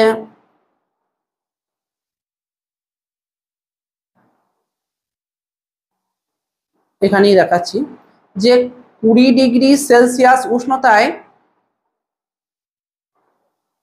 100 গ্রাম জলে 36 গ্রাম NaCl দ্রবীভূত আছে। তাহলে 20 ডিগ্রি সেলসিয়াস উষ্ণতায় 100 গ্রাম জলে 36 গ্রাম NaCl কি আছে, দ্রবীভূত আছে মানে গুলে আছে। তাহলে এখানে এই যে NaCl এর দ্রাব্যতা কত হবে, বলেছিলাম সংজ্ঞাতে যে 100 ডিগ্রি যে নির্দিষ্ট উষ্ণতায় 100 গ্রাম দ্রাবকে সর্বাধিক যত দ্রাবতা দ্রবীভূত আছে, তাহলে এখানে কত দ্রাব দ্রবীভূত আছে, এখানে জলটা হচ্ছে কি দ্রাবক আর NaClটা কি দ্রাব, কারণ জলের মধ্যে NaClটাকে মেশানো হচ্ছে, তাহলে জলটা হচ্ছে এখানে দ্রাবক আর NaClটা হচ্ছে এখানে কি দ্রাব। তাহলে কতটা দ্রাব দ্রবীভূত আছে দেখো এখানে বলে দিয়েছে কতটা, এখানে দেখো বলে দিয়েছে 36 গ্রাম। তাহলে এখানে NaCl এর দ্রাব্যতা কত, 36, দ্রাব্যতার কোনো একক নেই তাই জন্য শুধু 36, ঠিক আছে। তাহলে বুঝতে পারলে দ্রাব্যতা হচ্ছে যে এক নির্দিষ্ট উষ্ণতায় 100 গ্রাম দ্রাবকে সর্বাধিক যত দাব দ্রবীভূত থাকে সেটা হচ্ছে দ্রাব্যতা। তাহলে একটুখানি দ্রাব্যতাটা বলে দিলাম, যদিও তোমাদের 9-এ আছে, তবু একটুখানি তোমাদের যদি কিছুটা হেল্প হয় তাই জন্য বলা। বেশ, তো কি বলছে কার্বন ডাইঅক্সাইড গ্যাস তাহলে উষ্ণতা বৃদ্ধি করলে দ্রাব্যতাটা হ্রাস পায় মানে ব্যস্ত সম্পর্ক, আর চাপ বৃদ্ধি করলে দ্রাব্যতাটা কি হয় বেড়ে যায় মানে এটা সরল সম্পর্ক। তাহলে উষ্ণতা বৃদ্ধি করলে দ্রাব্যতা কমে যায় আর চাপ বৃদ্ধি করলে দ্রাব্যতাটা বেড়ে যায়। এই ধর্মকে কাজে লাগিয়ে প্রস্তুত করা হয় নরম পানীয়, ঠিক আছে। তাহলে এটা একটু করে রাখবে কোশ্চেনটা। তারপরের টপিক হচ্ছে যে কিছু কোশ্চেন আছে যে জ্বলন্ত সোডিয়াম বা পটাশিয়াম টুকরো কার্বন ডাইঅক্সাইড পূর্ণ গ্যাস জারে প্রবেশ করলে কি হবে। তাহলে জ্বলন্ত সোডিয়াম বা পটাশিয়াম টুকরো কার্বন ডাইঅক্সাইড গ্যাস জারে প্রবেশ করলে কি হবে, এটা হচ্ছে কোশ্চেন। তো কি আছে দেখি অ্যান্সার, যে জ্বলন্ত সোডিয়াম বা পটাশিয়ামের টুকরো কার্বন ডাইঅক্সাইড পূর্ণ গ্যাস জারে যদি প্রবেশ করানো হয় তাহলে সোডিয়াম বা পটাশিয়াম জ্বলতে দেখা যাবে। তাহলে জ্বলন্ত সোডিয়াম বা পটাশিয়ামের টুকরো যদি কার্বন ডাইঅক্সাইড পূর্ণ গ্যাস জারে প্রবেশ করানো হয় তাহলে সোডিয়াম বা পটাশিয়াম ভালোভাবে বা উজ্জ্বলভাবে জ্বলতে থাকবে। তো এখানে বিক্রিয়াটা দেখো করে দিয়েছি বা করা আছে, sodium plus carbon dioxide Na আর এখানে CO2, এখানে 4 আর 3টা ব্যালেন্স করার জন্য করা হয়েছে, এখানে লাগবে বলে। সেখান থেকে উৎপন্ন হচ্ছে সোডিয়াম কার্বনেট, CO3 মানে কার্বনেট, Na2 মানে সোডিয়াম কার্বনেট আর শুধু কার্বন, সোডিয়াম কার্বনেট আর শুধু কার্বন। এখানে দেখো পরের হচ্ছে যে এটা হচ্ছে সোডিয়ামের ক্ষেত্রে, আর পটাশিয়ামের ক্ষেত্রে K প্লাস CO2 মানে potassium plus carbon die oxide, সেখানে উৎপন্ন হচ্ছে পটাশিয়াম কার্বনেট প্লাস কার্বন। ঠিক আছে, বোঝা গেল? তো ব্যালেন্সটার জন্য এখানে 4 আর 3 প্রয়োগ করা হয়েছে। কারণ আমি দেখো মুখে মুখে যদি বলে দিই তাহলে এদিকে দেখো n কটা আছে, এখানে আছে কিছু, কটা নাই, এখানে কটা আছে, একটা আছে, তাহলে সামনের সঙ্গে পিছনে কি হয়েছিলাম গুণ হয়ে যায়। তাহলে n এখানে সোডিয়াম মূলক সোডিয়াম যে মৌল সেটা আছে কটা, 4টে। আর কার্বন কটা আছে, এখানে 1 আর এখানে 3, মানে 3 একে 3টে। তাহলে কার্বন হচ্ছে 3টে আর অক্সিজেন 2 আর 3 মানে 6টা। যে এখানে n এ আছে 4টে, আর কার্বন কটা বললাম, 3-এর সঙ্গে 1 গুণ করে 3, আর ও আছে এখানে কটা, 3 2 6।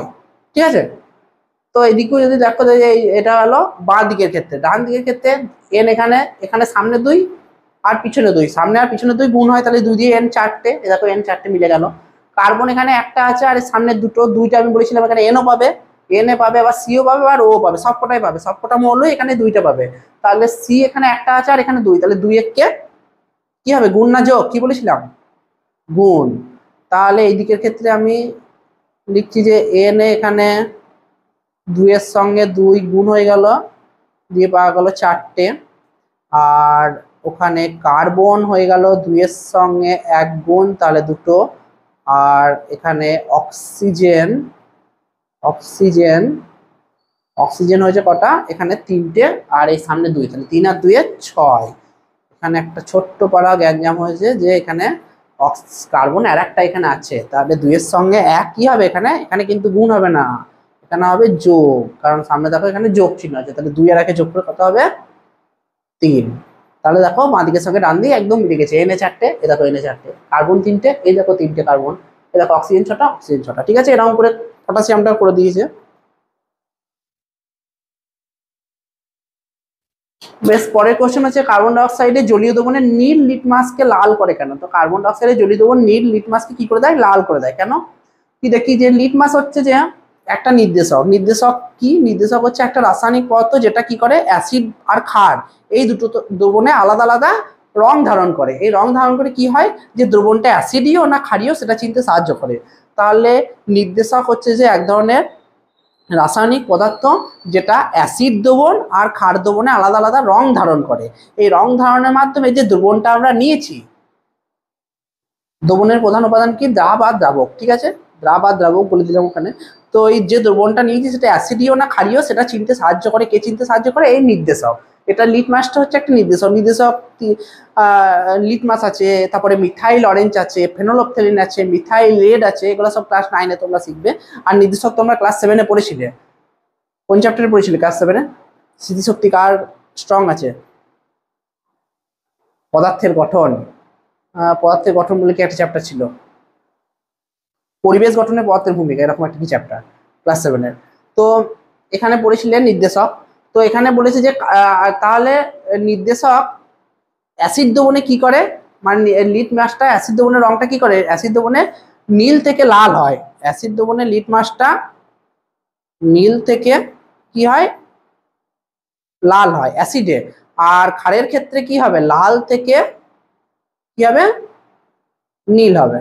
ঠিক আছে, তাহলে অ্যাসিড দ্রবণে লিটমাসটা বর্ণ কি হবে, নীল রং থেকে লাল, মানে নীল লিটমাস থেকে লাল হবে, আর ক্ষারের ক্ষেত্রে লাল থেকে নীল হবে। তাহলে দেখো কি বলেছে, কার্বন ডাই অক্সাইড জলে দ্রবীভূত হয়ে কার্বনিক অ্যাসিড উৎপন্ন করে। তাহলে এখানে উৎপন্ন কি করছে, অ্যাসিডটার নাম কি, কার্বনিক অ্যাসিড। তাহলে কার্বন ডাই অক্সাইড জলে গুলে গিয়ে কার্বনিক অ্যাসিড উৎপন্ন করে, এই জন্য এই জলীয় দ্রবণ নীল লিটমাসকে লাল করে, কারণ এটা অ্যাসিড, তাই জন্য নীলকে লাল করছে। বোঝা গেল, সিম্পল কথা, যেটা যেহেতু অ্যাসিড তাই জন্য নীল লিটমাসকে লাল করছে। যদি ক্ষার হতো তাহলে লালকে কি করতো, নীল করতো। CO2 তার সঙ্গে H2O যুক্ত করে উৎপন্ন হচ্ছে কার্বনিক অ্যাসিড, H2CO3। বলছে বিশুদ্ধ অবস্থায় কার্বনিক অ্যাসিড পাওয়া যায় না, কেবলমাত্র জলীয় দ্রবণেই অ্যাসিড পাওয়া যায়। ঠিক আছে, তাহলে একে যদি জলে গোলা হয় তাহলেই পাওয়া যাবে জলীয় দ্রবণ, সাধারণ অবস্থায় পাওয়া যাবে না, বিশুদ্ধ অবস্থায়। ঠিক আছে, তাহলে এটা গেল কোশ্চেনটা। পরের কোশ্চেনে কি আছে দেখি। পরের কোশ্চেন আছে কস্টিক সোডা দ্রবণে কার্বন ডাই অক্সাইড গ্যাস চালনা করলে কি উৎপন্ন হয়? তো তো কার্বন ডাই অক্সাইড ক্ষারের সঙ্গে বিক্রিয়া করে কি উৎপন্ন করে? লবণ এবং জল উৎপন্ন করে। তাহলে কার্বন ডাই অক্সাইড ক্ষারের সঙ্গে বিক্রিয়া করে লবণ আর জল উৎপন্ন করছে। যেমন কস্টিক সোডার জলীয় দ্রবণ কার্বন ডাই অক্সাইড শোষণ করে দ্রাব্য সোডিয়াম কার্বনের লবণ ও জল গঠন করে। তাহলে কস্টিক সোডা মানে সংকেত কি? Sodium hydroxide. কস্টিক সোডার রাসায়নিক নাম হচ্ছে সোডিয়াম হাইড্রোক্সাইড মানে NaOH। তাহলে কস্টিক সোডার জলীয় দ্রবণ যদি কার্বন ডাই অক্সাইডকে শোষণ করে দেয় তাহলে সেখান থেকে কি পাওয়া যাবে? সোডিয়াম কার্বনেট লবণ পাওয়া যাবে এবং তার সঙ্গে জল গঠন হবে। কঠিন অবস্থাতেও বলেছে NaOH CO2টাকে শোষণ করে নেবে, ঠিক আছে? কঠিন অবস্থাতেও শোষণ করবে, তরল অবস্থাতে শোষণ করবেই। তো এখানে বলেছে NaOH ব্যালেন্সটা প্লাস CO2 মানে সোডিয়াম হাইড্রোক্সাইড তার সঙ্গে CO2 যুক্ত করা হয়েছে, কারণ এখানে বলেছে তাকে কস্টিক সোডার সঙ্গে কার্বন ডাই অক্সাইড শোষণ করে, তাহলে দুটোকে যুক্ত করা হলো, দিয়ে কি পাওয়া যাচ্ছে? সোডিয়াম কার্বনের লবণ। তাহলে সোডিয়াম কার্বনের লবণ তোমাদেরকে সংকেতটা যদি জেনে থাকো তাহলে সোজা যে Na2CO3, Na মানে এখানে সোডিয়াম আর CO3 মানে এখানে হচ্ছে যে কি? কার্বনেট মূলক। তাহলে সোডিয়াম কার্বনেট প্লাস H2 মানে জল। তাহলে সোডিয়াম হাইড্রোক্সাইড কার্বন ডাইঅক্সাইড যুক্ত করে উৎপন্ন করলো সোডিয়াম কার্বনেট আর জল। এই সোডিয়াম কার্বনেটকে বলেছে যে অতিরিক্ত কার্বন ডাইঅক্সাইড ওই সোডিয়াম কার্বনেট দ্রবণে যদি চালনা করা হয় তাহলে সেখান থেকে আবার কি পাওয়া যাবে? সোডিয়াম কার্বনেটটা কিসে পরিণত হয়ে যাবে? সোডিয়াম বাইকার্বনেটে। তাহলে কার্বন ডাইঅক্সাইড যদি আরও দেওয়া হয় তাহলে সোডিয়াম কার্বনেট যে দ্রবণটা আছে সেইটাকে কিসে পরিণত হয়ে যাবে? Sodium bicarbonate. তাই জন্য নিচের বিক্রিয়াটাও করে দিয়েছি যে Na2CO3 plus H2O plus CO2, আবার CO2 যুক্ত করা হয়েছে, তাহলে সেখান থেকে পাওয়া যাবে সোডিয়াম বাইকার্বনেট, ঠিক আছে? তাহলে প্রথমে হলো যে কস্টিক সোডা মানে NaOH এর সঙ্গে CO2 যুক্ত করলে কি হবে? কি হবে, ঠিক আছে? কি হবে? সোডিয়াম কার্বনেট হবে আর জল হবে। এবারে যদি ওই সোডিয়াম কার্বনের দোকানে আরো CO2 দেওয়া হয় তাহলে সেখান থেকে কি পাওয়া যাবে? সেখান থেকে পাওয়া যাবে সোডিয়াম বাইকার্বনেট, ঠিক আছে? কোশ্চেনটা ভালো করে রাখবে, কস্টিক সোডার সঙ্গে কার্বন ডাইঅক্সাইড গ্যাস চালনা করলে কি হবে। আবার এখান থেকে আর একটা কোশ্চেন হতে পারে যে ওই সোডিয়াম কার্বনের দোকানে যদি আরো CO2 যোগ করা হয় তাহলে কি হতে পারে? কি হতে পারে? NaHCO3 হতে পারে মানে সোডিয়াম বাইকার্বনেট হবে, ঠিক আছে? পরের কোশ্চেন হচ্ছে কার্বন ডাইঅক্সাইডের জারণ ধর্ম দেখাও। তো কি বলেছে দেখি, যে কার্বন ডাইঅক্সাইড সাধারণ তাপমাত্রায় জারণ ধর্ম দেখায় না।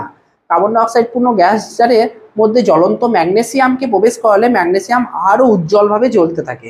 তাহলে কার্বন ডাইঅক্সাইড গ্যাস জারের মধ্যে যদি জ্বলন্ত ম্যাগনেসিয়ামকে প্রবেশ করানো হয় তাহলে ম্যাগনেসিয়ামটা উজ্জ্বল শিখায় কি হতে পারে?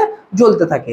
দহনের ফলে মানে পোড়ানোর ফলে ম্যাগনেসিয়াম জারিত হয়ে সাদা ম্যাগনেসিয়ামে পরিণত হয়। তাহলে ম্যাগনেসিয়ামটা জারিত হচ্ছে দিয়ে সাদা ম্যাগনেসিয়াম সাদা ম্যাগনেসিয়াম অক্সাইডে পরিণত হচ্ছে, আর কার্বন ডাইঅক্সাইড বিজারিত হয়ে কালো কঠিন কার্বনে পরিণত হচ্ছে, ঠিক আছে? তো জারণ আর বিজারণ, জারণ বিজারণ চ্যাপ্টারটা আমি যে রাসায়নিক বিক্রিয়া চ্যাপ্টারটা করেছিলাম একদম আমার প্রথম চ্যাপ্টার মানে প্রথম আমার ক্লাস, সেইখান থেকে তোমরা পেয়ে যাবে রাসায়নিক বিক্রিয়া চ্যাপ্টারটা, দেখতে পাবে আমাদের চ্যানেলে গেলে। রাসায়নিক বিক্রিয়া চ্যাপ্টারে সেখানে আমি বলে দিয়েছি জারণ আর বিজারণ। জারণ আর বিজারণের সাধারণত দুটো ধারণা ছিল, একটা হচ্ছে পুরানো মতবাদ আর একটা হচ্ছে ইলেকট্রনীয় মতবাদ। তো পুরানো মতবাদে কি বলা হয়েছিল যে কোনো রাসায়নিক বিক্রিয়ায় যদি অক্সিজেনটা যুক্ত হয় আর হাইড্রোজেনটা বেরিয়ে চলে যায়, তীর চিহ্নটা নিচের দিকে দিয়েছি মানে যুক্ত হচ্ছে আর উপরের দিকে এটা হাইড্রোজেন দিয়েছি মানে বেরিয়ে যাচ্ছে। তাহলে কোনো রাসায়নিক বিক্রিয়ায় যখন অক্সিজেন যুক্ত হবে হাইড্রোজেন বেরিয়ে যাবে তখন সেটাকে বলা হবে জারণ বিক্রিয়া। এটা হচ্ছে যে পুরানো মতবাদ অনুসারে। আর ঠিক উল্টোটা, যখন হাইড্রোজেন যুক্ত হবে আর অক্সিজেন বেরিয়ে যাবে তখন সেটাকে কি বিক্রিয়া বলা হবে? তখন সেটাকে বলা হবে বিজারণ বিক্রিয়া। তাহলে কোনো রাসায়নিক বিক্রিয়া অক্সিজেন যুক্ত আর হাইড্রোজেন বেরিয়ে গেলে সেটাকে বলা হবে জারণ বিক্রিয়া, আর হাইড্রোজেন যুক্ত অক্সিজেন বেরিয়ে গেলে সেটাকে বিজারণ বিক্রিয়া।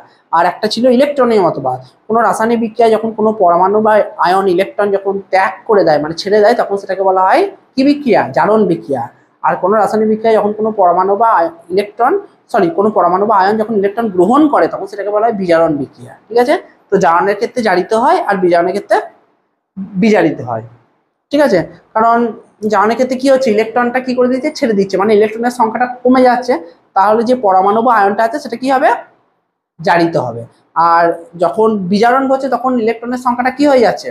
ইলেকট্রনের সংখ্যাটা বেড়ে যাচ্ছে, তাহলে তখন ওই পরমাণু বা আয়নটা কি হবে? বিজারিত হবে, ঠিক আছে? তাহলে জারণের ক্ষেত্রে জারিত হচ্ছে আর এখানে বিজারণের ক্ষেত্রে বিজারিত, তাই জন্য এখান থেকে এখানে জারিত আর বিজারিত কথাটা এসছে। আর জারণ আর বিজারণ আমি একদম একটুখানি ছুঁয়ে দিলাম যাতে তোমাদের অসুবিধা না হয়। আর যদি পুরোপুরি জারণ বিজারণটা দেখতে চাও বা জানতে চাও তাহলে আমার যে রাসায়নিক বিক্রিয়া চ্যাপ্টারটা করেছি সেটা একবার দেখে নিও। তাহলে এখানে বিক্রিয়া আছে Mg প্লাস CO2, সেখান থেকে উৎপন্ন হচ্ছে ম্যাগনেসিয়াম অক্সাইড প্লাস সি। তো এখানে আমি উপরে তীর চিহ্ন করেছি, দেখো ম্যাগনেসিয়াম থেকে উৎপন্ন হচ্ছে ম্যাগনেসিয়াম অক্সাইড। তাহলে এখানে একটা এক্সট্রা ও কি হচ্ছে, এখানে কি ছিল ও ছিল না, কিন্তু এখানে ওটা কি হচ্ছে, যুক্ত হচ্ছে। তাহলে কোনো রাসায়নিক বিক্রিয়া যখন অক্সিজেন যুক্ত হবে তখন কি বিক্রিয়া বলা হয়, সেটাকে জারণ বিক্রিয়া। আমি এক্ষুনি বলে দিলাম যে অক্সিজেন যুক্ত হলে সেটা জারণ বিক্রিয়া, অক্সিজেন যুক্ত আর হাইড্রোজেন বেরিয়ে গেলে। তাহলে দেখো এখানে এমজি থেকে এমজিও, মানে ওটা এক্সট্রা যুক্ত হয়েছে, তাই জন্য এটা জারণ বিক্রিয়া। আর এইদিকে দেখো CO2 থেকে উৎপন্ন হচ্ছে সি, মানে এখানে যেখানে দুটো ও ছিল সেখানে ও দুটো এখানে নাই, তাহলে অক্সিজেনটা কি হচ্ছে, বেরিয়ে চলে যাচ্ছে। তাহলে কোনো রাসায়নিক বিক্রিয়া যখন অক্সিজেন যুক্ত হয় তখন জারণ, কিন্তু অক্সিজেন বেরিয়ে গেলে সেটা কি হয়ে যায়, বিজারণ। ঠিক আছে, এখনই বললাম। তাহলে এখানে দেখো অক্সিজেনটা বেরিয়ে চলে গেছে, তাই জন্য এটা কি বিক্রিয়া, এটা হচ্ছে যে বিজারণ বিক্রিয়া। ঠিক আছে, তাহলে তীর চিহ্নের সাহায্যে তাহলে ম্যাগনেসিয়াম থেকে ম্যাগনেসিয়াম অক্সাইড যেটা হচ্ছে জারণ, আর কার্বন ডাইঅক্সাইড থেকে কালো কার্বন যেটা হচ্ছে বিজারণ, এটা জারিত হয়েছে, এটা বিজারিত হয়েছে। ঠিক আছে, এই বিক্রিয়া দ্বারা প্রমাণ হয় যে কার্বন ডাইঅক্সাইডে কি আছে, কার্বন আছে, কার্বন ডাইঅক্সাইডের মধ্যে কি আছে, দেখো কার্বন আছে। ঠিক আছে, তাহলে এখানে কোশ্চেন কার্বন ডাইঅক্সাইডের একটি জারণ ধর্ম দেখাও, এটা 1 নাম্বার কোশ্চেন হতে পারে। 2 নাম্বার হতে পারে যে কার্বন ডাইঅক্সাইড পূর্ণ গ্যাস জারের মধ্যে যদি জ্বলন্ত ম্যাগনেসিয়ামকে প্রবেশ করানো হয় তাহলে কি ঘটবে, রাসায়নিক বিক্রিয়া সহ লেখো, তখন তোমাদের এটা লিখতে হবে, দিয়ে এই বিক্রিয়াটা দিয়ে দেবে। ওই জারণ বিজারণ দিলেও দিতে পারো, কোনো অসুবিধা নাই। আর একটা 3 নাম্বার কোশ্চেন হতে পারে যে দেখাও যে বা প্রমাণ করো যে কার্বন ডাইঅক্সাইডের মধ্যে কার্বন আছে, তখন তোমাদের এটা লিখতে হবে। তাহলে এখান থেকে 3টে কোশ্চেন কিন্তু হয়ে গেল, আর যেগুলো খুব ইম্পর্টেন্ট। পরে হচ্ছে গ্রিন হাউস গ্যাস। তো গ্রিন হাউস গ্যাস কি বলেছে, যে বায়ুমণ্ডলে যে সমস্ত গ্যাসের উপস্থিতির জন্য গ্রিন হাউস প্রভাবটা দেখা যায়, মানে যে সমস্ত গ্যাস গ্রিন হাউস প্রভাবে বা গ্রিন হাউস এফেক্টে অংশগ্রহণ করে তাদের কি বলা হচ্ছে, গ্রিন হাউস গ্যাস। যেমন CO2, এটা হচ্ছে প্রধান। এছাড়াও জলীয় বাষ্প, মিথেন, ক্লোরোফ্লোরোকার্বন, নাইট্রাস অক্সাইড বায়ুমণ্ডলে গ্রিন হাউস প্রভাবটা সৃষ্টি করে। ঠিক আছে, তাহলে গ্রিন হাউস গ্যাস কাকে বলে এটা জানলাম, এবং এর উদাহরণটাও জেনে নিলাম। এবার হচ্ছে গ্লোবাল ওয়ার্মিং বা পৃথিবীর উষ্ণতা বৃদ্ধি। পৃথিবীর উষ্ণতা ধীরে ধীরে গ্রিন হাউস এফেক্টের জন্য কি হচ্ছে, ধীরে ধীরে বেড়েই চলেছে। ঠিক আছে, তো কি বলেছে দেখি, যে গ্রিন হাউস প্রভাবে পৃথিবীর গড় তাপমাত্রা বিগত কয়েক শতাব্দী ধরে বেড়েই চলেছে। যেমন এখানে বলেছে দেখো 1850 থেকে 1900 খ্রিস্টাব্দের মধ্যে বায়ুমণ্ডলের গড় তাপমাত্রা কত বেড়েছে, 0.5 ডিগ্রি সেলসিয়াস বেড়েছে। তাহলে 50 বছরের মধ্যে এখানে 1850 1900, তাহলে 50 বছরের মধ্যে বেড়েছে 0.5 ডিগ্রি সেলসিয়াস।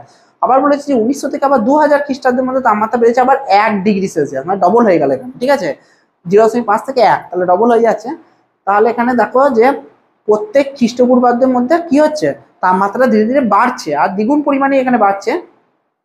তাহলে সুতরাং এত তাপমাত্রা বাড়লে কি হয়ে যাবে, পৃথিবীটা গরম হয়ে যাবে। তাহলে সুতরাং প্রাকৃতিক পরিবেশ যে ক্রমশ গরম হয়ে উঠেছে সেই বিষয়ে কোনো সন্দেহ নেই, অবশ্যই সন্দেহ নেই, কারণ ধীরে ধীরে তাপমাত্রা যেহেতু বাড়ছে গরম তো হবেই। তো তাই জন্য বলেছে যে সারা পৃথিবী জুড়ে উষ্ণতার ক্রমবর্ধমান অবস্থাকে বিজ্ঞানীরা নাম দিচ্ছে গ্লোবাল ওয়ার্মিং। তাহলে সারা পৃথিবী জুড়ে পৃথিবীর উষ্ণতা এই যে বাড়ছে ধীরে ধীরে, তো এটারই নাম দেওয়া হচ্ছে গ্লোবাল ওয়ার্মিং বা বিশ্ব উষ্ণায়ন। ঠিক আছে, তো বলেছে যে গ্রিন হাউস প্রভাব বা গ্লোবাল ওয়ার্মিং এ কি কি ফলাফল হয়, মানে কি ক্ষতি হয় কি না হয় সেটা বলেছে। তো 1 নাম্বার পয়েন্ট আছে, পৃথিবীর গড় উষ্ণতা যদি বেড়ে যায় তাহলে মেরু অঞ্চলে জমে থাকা বরফ আরো বেশি কি হয়ে যাবে, গলে যাবে। পৃথিবীর উষ্ণতা বাড়লে বরফ তো গলে যাবেই, বরফ গলে কিসে পরিণত হবে, জলে। তো 2 নাম্বার পয়েন্ট আছে, বরফ গলা জল সমুদ্রের জলে যুক্ত হয়ে সমুদ্র পৃষ্ঠের যে উচ্চতা সেটা কি হবে, বেড়ে যাবে। মানে জল আরো যদি যুক্ত হয়, বরফ গলা জলটা যদি ওই সমুদ্রের জলের মধ্যে পড়ে তাহলে সমুদ্রের জলের যে লেভেল বা উচ্চতা সেটা আরো বেড়ে যাবে। 3 নাম্বার বলেছে যে এখানে আরেকটা আছে যে ভারত, বাংলাদেশ, মলদ্বীপ, না এখন 3 নাম্বারটা যায়নি। 3 নাম্বার বলেছে সমুদ্রপৃষ্ঠের উচ্চতা বাড়ার জন্য উপকূলের নিচু জমি জলমগ্ন হয়। যখন সমুদ্রপৃষ্ঠের উচ্চতাটা বেড়ে যাবে তখন সামনে আশেপাশে যে সমস্ত লোকালয় আছে বা জমি আছে সেগুলো কি হয়ে যাবে, জলমগ্ন হয়ে যাবে বা বন্যা হয়ে যাবে বা জলপ্লাবন হয়ে যাবে। ভারত, বাংলাদেশ, মলদ্বীপ প্রভৃতি দেশের কিছু অংশে জলের তলায় তলিয়ে যাবে। এই সমস্ত দেশগুলো কিছু অংশ জলের তলায় তলিয়ে যাবে যদি সমুদ্রের যে জলের যে লেভেল সেটা যদি বেড়ে যায়। আর 4 নাম্বার রয়েছে উষ্ণতা বৃদ্ধির ফলে দাবানলের মাধ্যমে বনভূমি কি হয়ে যাবে, নষ্ট হয়ে যাওয়ার আশঙ্কা বাড়বে। ঠিক আছে, তাহলে এই 4টে ফলাফল। এবার আসছি পলিমার। অনেকগুলি ছোট অণু বহুবার রাসায়নিক সংযোগের ফলে সৃষ্ট দীর্ঘ শৃঙ্খল বৃহদাকার অণুকে বলা হচ্ছে পলিমার। তাহলে অনেকগুলি ছোট ছোট অণু যখন পরস্পর যুক্ত হয়ে একটা কি উৎপন্ন করবে, বড় একটা চেন বা শৃঙ্খল বা অণু, তখন সেটাকে বলা হবে পলিমার। যেমন ট্রেনের ছোট ছোট বগি নিয়ে একটা বড় ট্রেন হয়, একটা ট্রেনে প্রায় যেমন 20-22টা, আমি সাপোজ ধরছি যে 20-22টা বা তারও বেশি বগি থাকে, দিয়ে একটা ট্রেন তৈরি হয়। সেরকম অনেক ছোট ছোট অণু যুক্ত হয়ে তৈরি করে পলিমার। যেমন পলিথিন পলিমারটা কি থেকে তৈরি হয়, পলিথিন পলিমার তৈরি হয় ইথিলিন থেকে। কি থেকে, অনেকগুলি ইথিলিন অণু জুড়ে তৈরি হয় পলিথিন পলিমার। CH2 হচ্ছে যে ইথিলিনের সংকেত। একটু হাতের লেখাটা খারাপ হচ্ছে, একটুখানি কম্প্রোমাইজ করে নিও তোমরা। তো এখানে CH2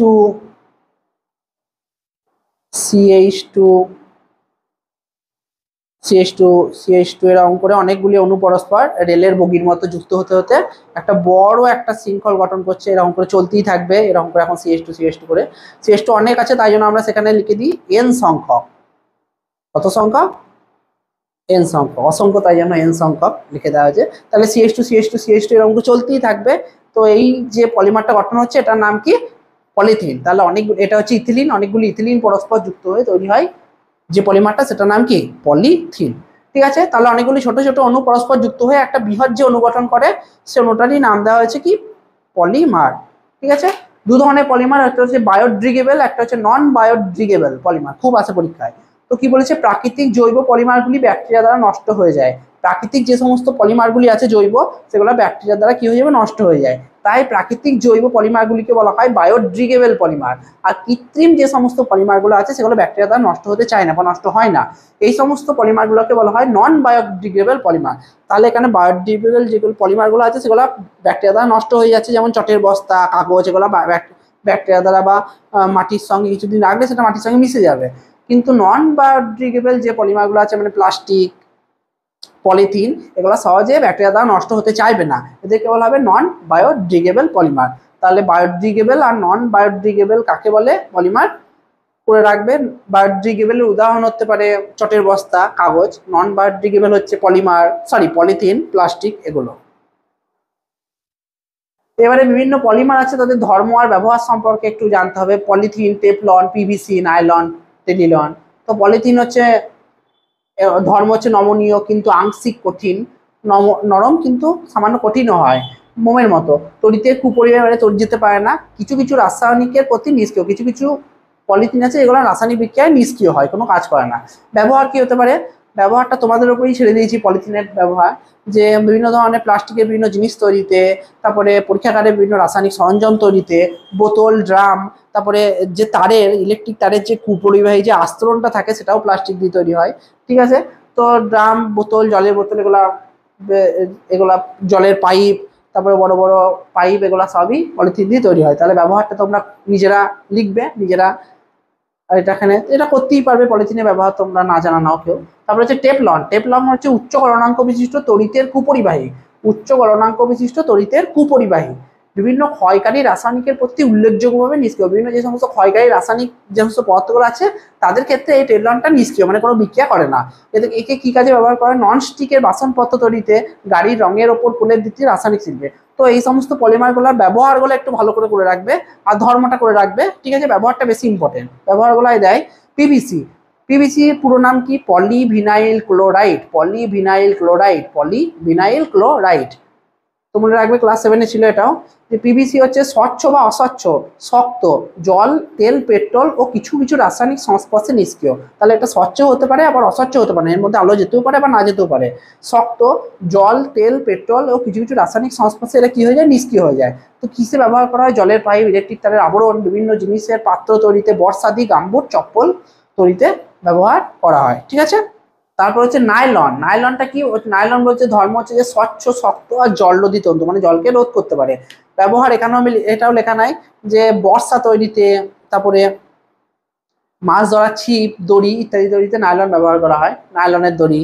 তারপর হচ্ছে টেলিলিন কি বলেছে? টেলিলিন হচ্ছে যে নাইলনের মতোই জল শোধন করে না, নাইলনের মতোই জলটা শোষণ করে না, সহজে দাগ ধরে না, শক্ত, ভাঁজরোধী, দীর্ঘস্থায়ী তন্তু।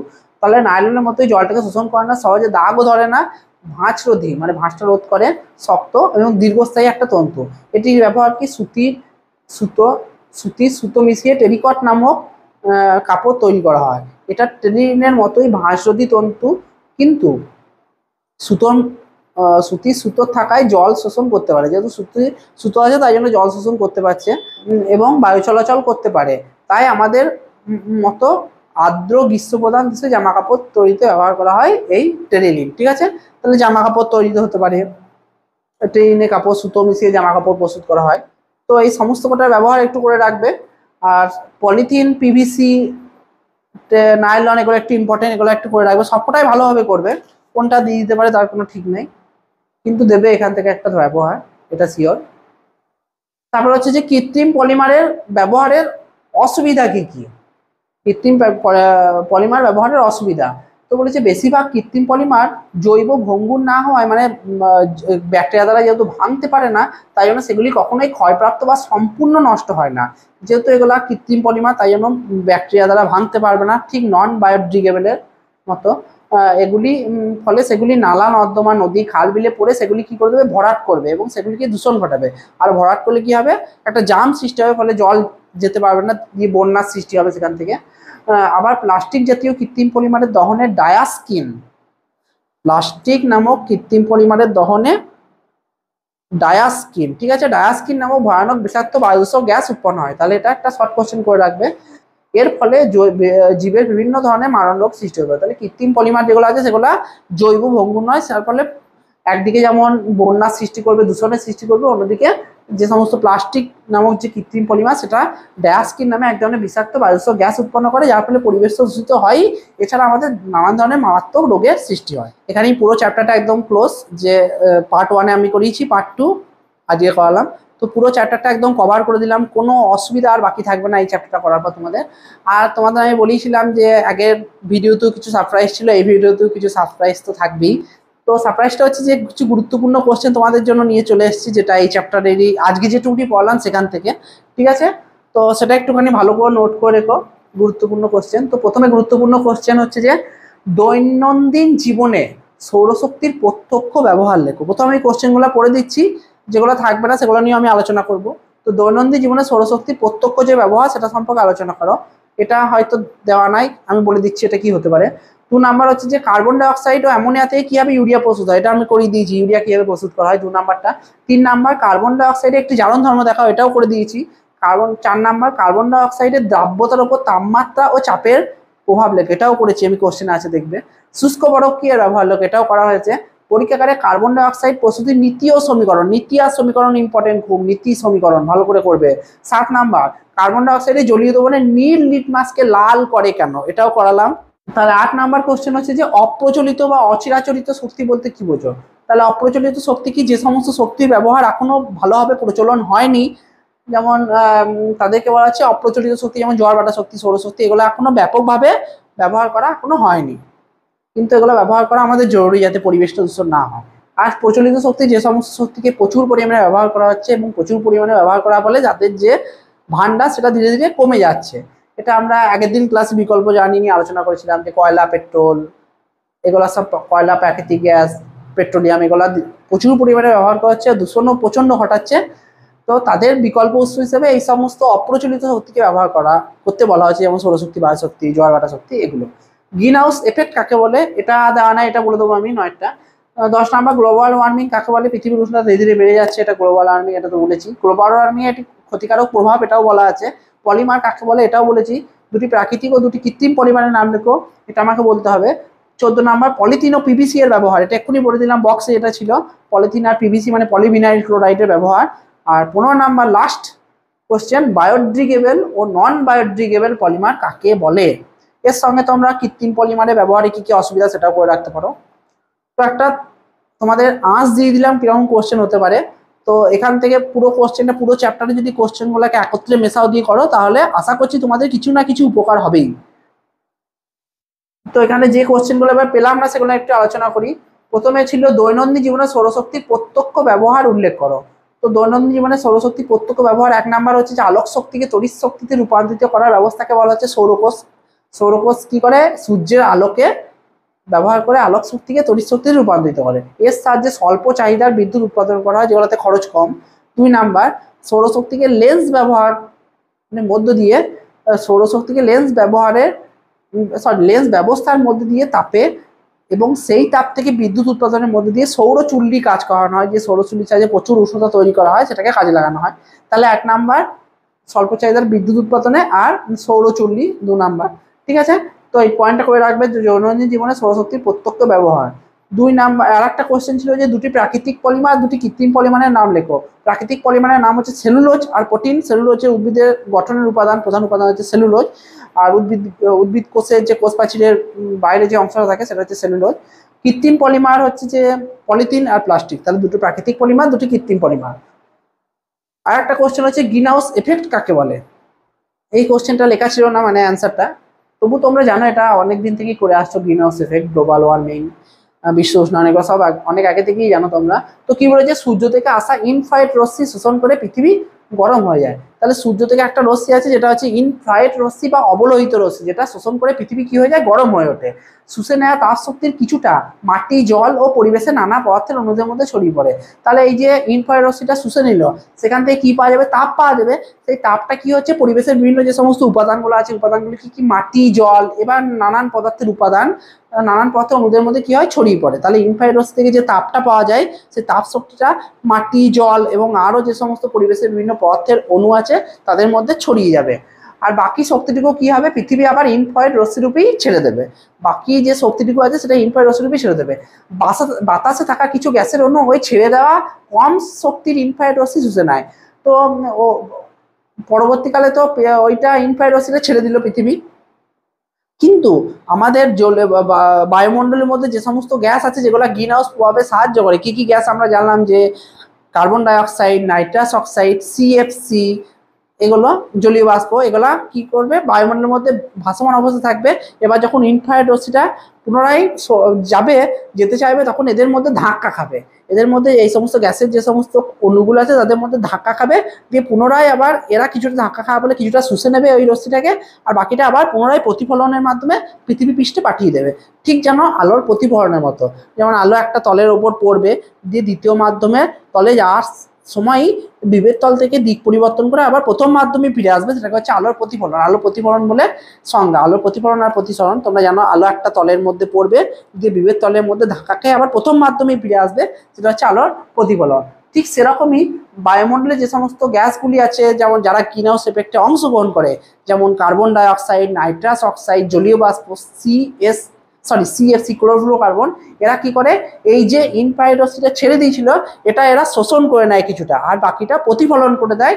এর ফলে পৃথিবীর যে উষ্ণতা আগে তো বেশি ছিলই, তারপরে আরো কি হয়ে গেল, এই গরমটা আরো বেড়ে যেতে থাকলো। তো এই বেড়ে যাওয়ার ঘটনাটাকে বলা হচ্ছে গ্রিন হাউস এফেক্ট। ঠিক আছে, তাহলে পৃথিবীর গড় উষ্ণতা ধীরে ধীরে বেড়ে যাওয়ার এই ঘটনাটাকে গ্রিন হাউস এফেক্ট। তবে গ্রিন হাউস এফেক্ট যদি তোমাদের 2 নম্বরে কোশ্চেন দেয়, তাহলে এটা ভালো করে গুছিয়ে লিখে দেবে। তো আজকের ক্লাসটা এখানে আমি সমাপ্ত করলাম, যেহেতু চ্যাপ্টার হয়ে গেল সমস্ত কিছু। যে কার্বন এবং কার্বন ঘটিত যৌগ প্রথমে পার্ট 1 করেছিলাম, আজকে করলাম পার্ট 2।